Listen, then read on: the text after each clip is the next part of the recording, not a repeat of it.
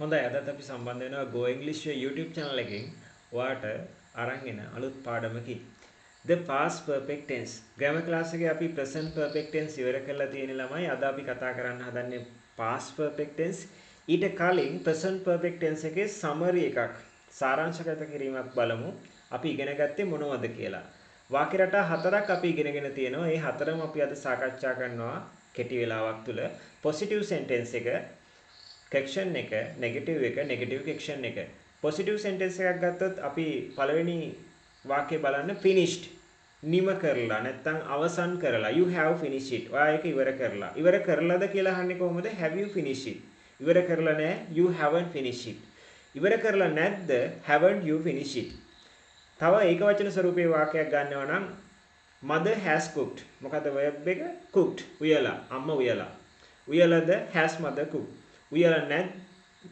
mother hasn't cooked උයලා නැද්ද hasn't mother cooked ඕනම දෙයක් කරලාද කරලා නැද්ද යනුවෙන් ඔයාට ඔයාගේ වාක්‍යයක් අරගෙන කමෙන්ට් සෙක්ෂන් එකේ දාන්න ඔයාටත් පුළුවන් ද බලන්න මේ වගේ වාක්‍ය හදන්න තව වාක්‍යයක් අපි ඉදිරිපත් කරනවා completed කියන verb එකෙන් you have completed it ඔයා ඒක සම්පූර්ණ කරලාද have you completed it සම්පූර්ණ කරලා නැහැ you haven't completed it සම්පූර්ණ කරලා නැද්ද haven't you completed it father has come තාත්තා ඇවිල්ලාද has father come ඇවිල්ලා නැහැ තාත්තා father hasn't come ඇවිල්ලා නැද්ද hasn't father come බලන්න මේ ක්‍රියාපදයේ අපි වාක්‍ය හතරක යොදා ගන්න විදිය ඇවිල්ලාද ඇවිල්ලා නැහැ ඇවිල්ලා නැද්ද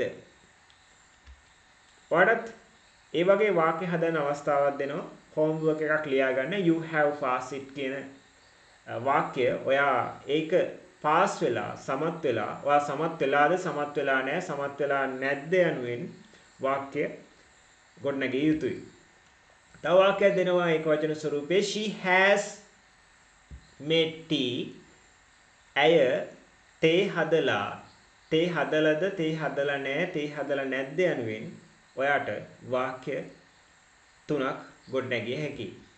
අද අපි present perfect tense එකේ සාරාංශගත කිරීමෙන් පසුව අපි බලමු නැවත මතක් කරගමු perfect tense එකේ තියෙන tenses තුන present past future. අපි දැනට මේකේ present perfect tense එක නිම කරලා තියෙන්නේ. දැන් අපිට ඉදිරියට past and future ඉගෙන ගන්න තියෙනවා. අද අපි ඉගෙන ගන්නේ past perfect tense. වාක්‍ය රටාව බලමු subject එක ළඟ had ඊට පස්සේ ක්‍රියාපදය past participle verb කර්ම පදයක් හෝ ඉතිරි පදයක් තියෙනවා නම් ඉන් පසුවේ යොදා ගන්න පුළුවන් බලන්න present perfect tense එකේදී අපි කර්තෘ පදයේ අසල ගත්ත උපකාරක පද දෙක has සහ have දැන් මේ has have වෙනුවට අපි පොදුවේ භාවිතා කරනවා past perfect tense වාක්‍ය රටාවේ had කියන උපකාරක පදය ක්‍රියාපදයේ සමානයි present perfect tense වගේම තමයි තුන්වෙනි ක්‍රියාපදයේ තමයි අපි භාවිතා කරන්නේ. උදාහරණ වාක්‍ය දෙකක් තියෙනවා I had done my homework මම මගේ homework කරලා තිබුණා. He had come early. ඔහු කලින් ඇවිල්ලා තිබුණා. අපි ක්‍රියාපද පොතක් වෙනම භාවිතා කරනවා අපේ grammar class එකේදී. මේ ක්‍රියාපද 30 අපි දැනටමත් ලියාගෙන තියෙන්නේ. මේක නැවත නැවතත් පාඩම් කරන්න කියලා මතක් කරනවා අපේ දුල පුතාලට ගොඩක් ආදරෙන්. මොකද ක්‍රියාපද ගොඩක් අවශ්‍යයි අපිට. අපි ලබන සතියේ තව ක්‍රියාපද 10ක් ඔයාලට ලබා දෙන්න සූදානම්ෙන් ඉන්නේ. අපි බලමු මේ past perfect tense වලදී කොහොමද මේ ක්‍රියාපද හැසිරෙන්නේ කියලා. දැන් come came come එනවා ආව ඇවිල්ලා කියලා අපි මතක තියාගෙන ඉන්නේ.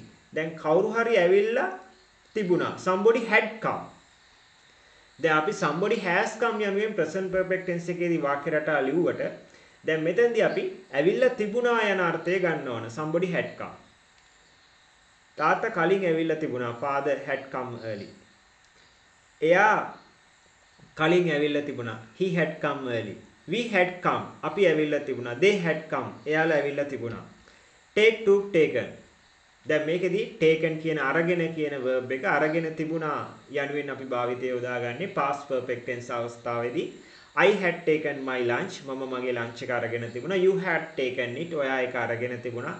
We had taken our dinner. අපි අපේ dinner එක අරගෙන තිබුණා. He had taken it. එයා ඒක අරගෙන තිබුණා. නැත්නම් ඔහු ඒක අරගෙන තිබුණා. She had taken my money. ඇය මගේ මුදල් අරගෙන තිබුණා. Give gave given. දීලා. Given දීලා. I had given money. මම සල්ලි දීලා තිබුණා. You had given your book. ඔයා ඔයාගේ පොත දීලා තිබුණා. We had given our support. අපි අපේ support එක දීලා තිබුණා. He had given his pen. එයා එයාගේ පෑන දීලා තිබුණා.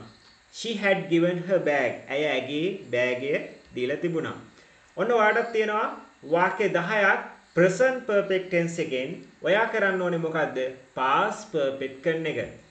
පුළුවන් අය කමෙන්ට් කරන්න මේ වාක්‍ය 10 past perfect tense බවට හරවලා. එහෙනම් ඔයාලට මේ වීඩියෝ එක වැදගත් වෙලා කියලා හිතෙනවා නම් ඔයා අපිව subscribe කරන්න කියලාත් ආරාධනා කරනවා. ඒ වගේම මතක් කරන්න ඕන අපේ පන්ති වලට සම්බන්ධ වෙන්න කැමති දුල පුතාලා අපිට කතා කරන්න ෆෝන් නම්බර් එක තියෙනවා. අලුතෙන් සම්බන්ධ වෙන්න ඕනම කෙනෙක්ට පුළුවන්. අපිත් එක්ක රැඳී සිටි ඔයාලට ගොඩක් ස්තුතියි. Goodbye children. Wish you all the best.